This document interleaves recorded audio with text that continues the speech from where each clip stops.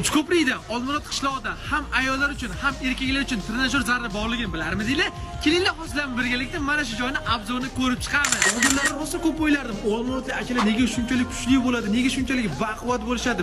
Sababini esa ana endi tushunib yetdim. Chunki ular har kuni shu joyga kelib, kuniga trenirovka qilishar ekan. Olmurodlik akalarimiz bormi? Eng qiziqarlisi bu joyga kelib, ayollar ham o'zlarini yana sog'lomlashtirib ketsalar bo'ladi. Bundan tashqari bu yerda ingliz tili, IELTS hamda TOEFL sertifikatlari berishar ekan. Umumiy hisobda esa 10 ta fandan kurslari mavjud ekan. Bekorga olmurodliklar aqlli bo'lib ketishmayapti degan edim. Aytgancha oramizda olmurodliklar bormi? Olmurodliklar mana bu joyga yangi choyxona tushib turgani haqida bilarmidinglar? Bu joy ochilsa kelasizlarmi? Bu joyga kim bilan kelgan bo'lardinglar? Bu videoni o'sha do'stingizga yuborib qo'ying. Men sizlarga tushuntirib o'taman. 30-maktab yonida joylashgan. Bu video orqali olmurodliklarning aktivini bilib olamiz. Aytgancha bu videoga bitta like bosib qo'yish esingizdan chiqmasin, jigar.